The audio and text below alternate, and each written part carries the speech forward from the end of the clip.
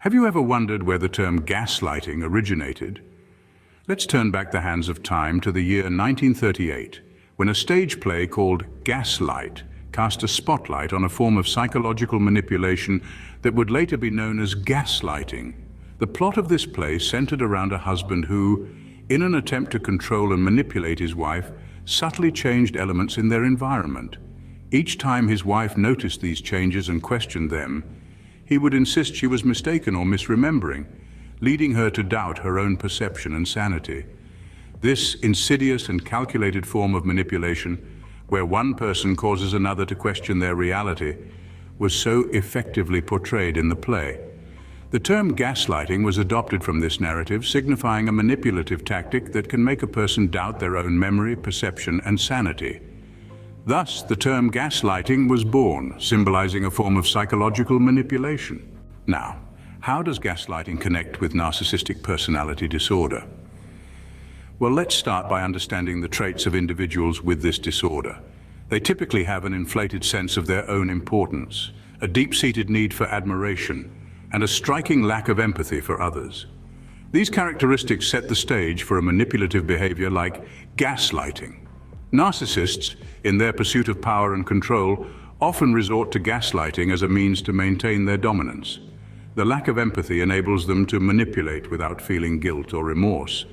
Their craving for admiration, on the other hand, drives them to create an environment where their superiority is never questioned. They achieve this by making their victims doubt their own perceptions and realities.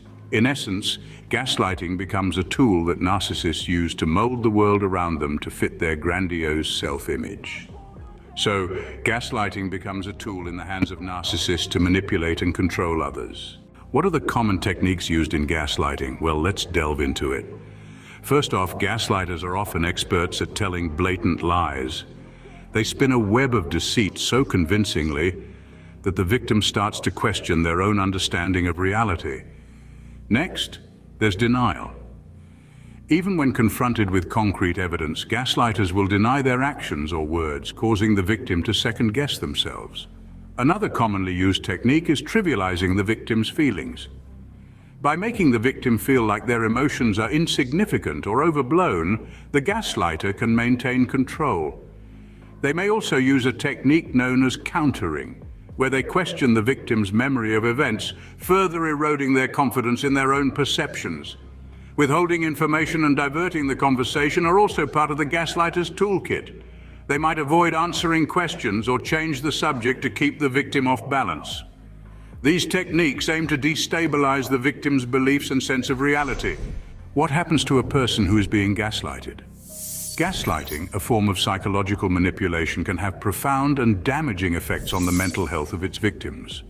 The most immediate effect is a state of constant self-doubt. As the gaslighter persistently questions their victim's memory, perceptions, and even sanity, the victim may start to question themselves too. This self-doubt can evolve into anxiety and confusion. The victim may feel constantly on edge, unsure of their own recollections and interpretations of events. They may start to feel lost in their own reality, unable to distinguish between what's real and what's been manipulated. One of the most alarming effects is the dependence on the gaslighter. As the victim's trust in their own judgment erodes, they may start to rely on the gaslighter's version of reality. They may look to the gaslighter to confirm or deny their memories, their interpretations, and even their feelings. The victim may lose trust in their own judgment and perceptions. But what about the long-term impact of gaslighting, you might ask?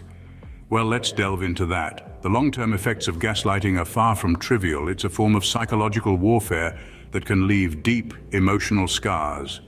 Victims often grapple with depression, anxiety, and even post-traumatic stress disorder. It's like walking through a maze in the dark where the walls constantly shift, leaving you feeling lost and disoriented. Moreover, the constant questioning of one's own reality can lead to struggles with decision-making. It's as if your compass has been tampered with and you're unsure which way is north. This lack of trust in your own judgment can seep into all areas of life, from your career to personal relationships. And let's not forget about self-worth. Gaslighting can diminish it, leaving victims feeling like shadows of their former selves. The world becomes a harsher place when your belief in yourself is eroded. Long-term exposure to gaslighting can create significant psychological harm.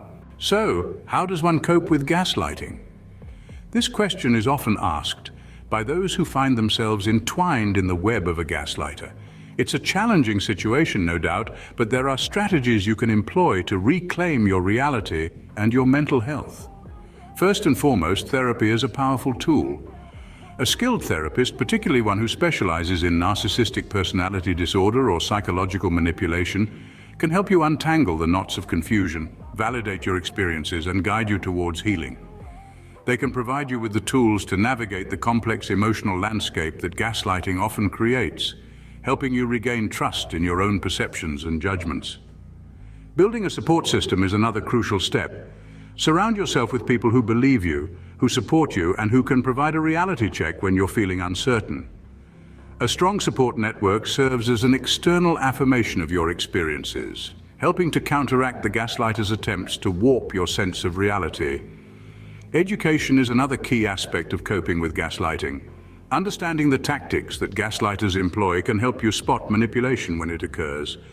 It's like recognizing the moves of a chess opponent. Once you know their strategies, you can better counteract them. Familiarize yourself with the common techniques used in gaslighting, such as blatant lies, denial, trivializing your feelings, and diverting the conversation. Knowledge is power, and in this case, it's a power that can help you regain control of your reality. Lastly, learning to trust your own experiences and feelings is a critical part of recovery. Gaslighting thrives on making you doubt your own perceptions, so reclaiming trust in yourself is a direct counter to this manipulation. It may take time and it may be challenging, but remember that your feelings are valid. Your experiences are real, and you have the right to trust in your own reality. Recovery from gaslighting is possible, and it starts with re-establishing your own perception of reality. In conclusion, understanding gaslighting and its connection to narcissistic personality disorder is crucial. It's a sly form of manipulation that can make a person doubt their own reality. Remember, it's characterized by blatant lies, denial, and trivializing the victim's feelings. Long-term exposure can lead to serious mental health issues, but there's hope in recovery through therapy, a strong support system, and self-education. If you suspect you are being gaslighted, seek professional help and support from trusted friends or family members. Please like, share, and subscribe for more on narcissistic personality disorder.